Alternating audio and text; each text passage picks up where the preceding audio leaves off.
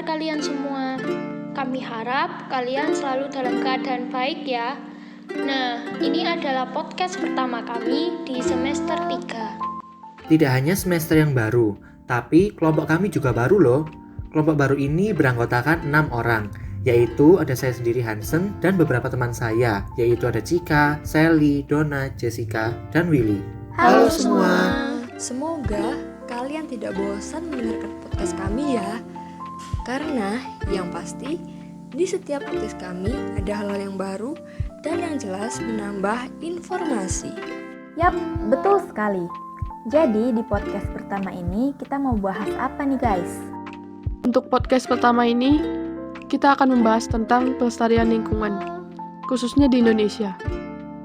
Pasti teman-teman semua tidak asing lagi dengan hal itu. Kita sebagai pemuda dan pemudi Indonesia sudah sangat sering dihimbau untuk melestarikan lingkungan. Iya sih, tapi kenapa ya kita selalu dihimbau terus-menerus? Padahal yang aku lihat, alam kita baik-baik aja. Mungkin lingkungan yang kamu lihat masih terawat itu adalah lingkungan yang belum rusak atau yang memang tidak rusak. Tapi kalau mau dilihat lebih luas ya, sebenarnya alam Indonesia itu sudah tidak terawat lagi loh. Oleh karena itu, saat ini kami akan membahas dan menjelaskan lebih dalam lagi mengenai pelestarian lingkungan ini. Silakan disimak. Jadi untuk mengawali ini, kita cerita-cerita dulu aja ya. Secara kita kan kelompok baru, dan ternyata teman-teman kelompok ini ada yang berasal dari daerah yang berbeda-beda. Kalau aku sendiri, aku dari Bali. Kalau aku dari Malang, Jawa Timur. Kalau kamu, Cik? Kalau aku dari Attambuan, Nusa Tenggara Timur. Wah, keren ya kelompok kita. Boleh dong cerita sedikit, ciri khas di tempat kalian ada apa aja? Ada apa aja maksudnya apa Hansen? Yang jelas dong. Iya maaf, maksudku ada apa aja mulai dari makanannya, terus flora sama faunanya yang jadi ciri khas tempat kalian. Kalau aku di Malang, kotanya asri sih. Masih banyak tumbuhan dan pepohonan di mana-mana. Di sini juga banyak makanan-makanan yang khas seperti bakso dan pecel Malang. Oh gitu, kalau flora dan faunanya ada apa aja? Kalau faunanya ada burung, ikan, dan masih banyak lainnya. Kalau untuk flora sih, ada bunga sedap malam, tapi itu ciri khas dari Jawa Timur. Di Malang juga ada tempat wisata yang ada flora dan faunanya seperti Jatim Park dan Taman Safari.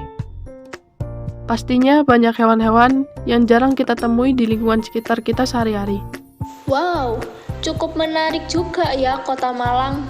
Aku jadi pengen banget nih ke Malang. Kalau Sally gimana nih? Tinggal di Bali, coba ceritain dong. Kalau di Bali juga sama kok. Banyak hutan dan laut yang masih terjaga dengan baik. Aku sebagai penduduk Bali tentunya juga tahu banyak makanan khas Bali seperti nasi jinggo, ayam betutu, babi guling, dan masih banyak lagi. Wah, aku suka banget ayam betutu, enak pol. Kapan-kapan masakin buat kita ya, Sel? Hehehe. Oke deh. Terus, flora dan faunanya apa aja, Sel? Karena pantai-pantai dan hutan-hutan di sini masih asri dan terjaga, banyak flora dan fauna yang ada. Yang paling banyak dan terkenal di sini adalah kera. Kalian pasti tidak asing lagi karena di pinggir-pinggir jalan biasanya sangat banyak kera. Kapan-kapan main ke sini yuk. Bakal aku ajak kalian jalan-jalan keliling Bali. Mau dong. Nah, kalau Cika gimana? Kalau di NTT banyak juga makanan khasnya mulai dari daging sei, rumpu rampe, jagung bose, akabilan, dan masih banyak lagi. Nah kalau fauna khasnya itu ada komodo, pasti kalian tahu kan? Terus kalau floranya itu ada cendana, gitu guys. Wah, unik-unik ya. Jadi nggak sabar nih jalan-jalan pas sudah selesai pandemi. Iya nih, pandemi cepetan abis dong, please, udah bosan di rumah. Tapi guys, keunikan yang ada dari tiap-tiap daerah tidak boleh kita jadikan pemecah bangsa ya. Keunikan tiap daerah harus kita jadikan pemersatu bangsa. Yap, benar guys. Dengan menjaga kekayaan alam yang kita punya, kita dapat menumbuhkan rasa bangga dan rasa cinta kita terhadap tanah air. Rasa itu adalah rasa rasionalisme dari dalam diri kita. Back to the topic dong guys, tentang pelestarian lingkungan. Jadi, dengan keunikan flora dan fauna yang ada, gimana nih cara kalian menjaga itu semua? Kalau di tempatku sih ada taman safari buat melindungi hewan-hewan langka. Kalau di NTT ada juga Taman Nasional Komodo, itu buat jaga komodo-komodo yang masih ada sih. Kalau di Jawa Timur juga ada beberapa taman nasional yang didirikan untuk menjaga hewan-hewan langka biar tidak punah. Kita juga harus menjaga kondisi hutan kita agar flora dan fauna yang hidup di dalamnya tidak punah. Seperti yang kita tahu, banyak orang yang menebang pohon sembarangan di hutan, tetapi mereka tidak melakukan solusi dengan melakukan reboisasi. Tindakan-tindakan kayak gitu yang buat alam Indonesia mulai rusak, dan kita tidak boleh mencontohi ya guys. Yap, betul sekali. Kita harus bisa mencontohi tokoh-tokoh lingkungan. Aku pernah lihat di berita, ada bapak bernama Untung Sutrisno dari desa Wonogiri, Jawa Timur. Ia bekerja sama dengan warga sekampung untuk menanam pohon bambu di hutan.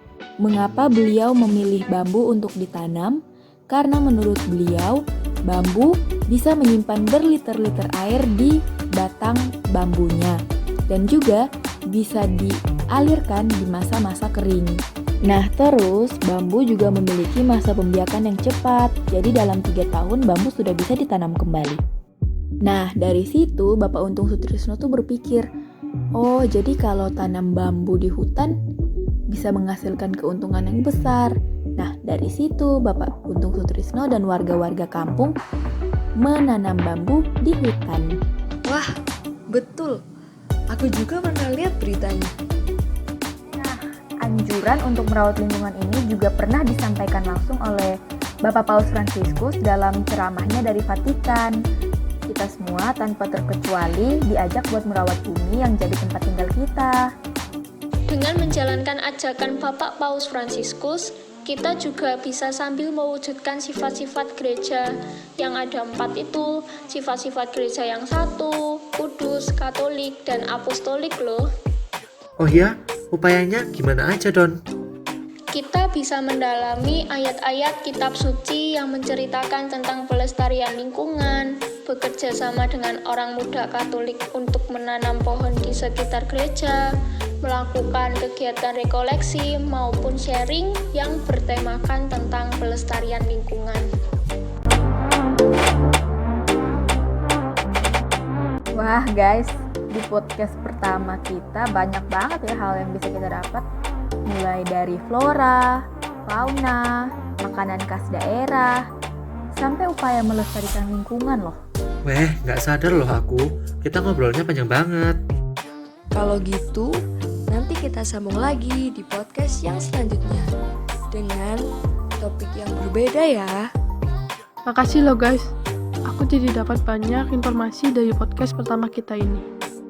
Kalau ada pembahasan yang menyinggung selama podcast kami tadi, kami mohon maaf ya. Sampai jumpa di podcast selanjutnya. Bye-bye.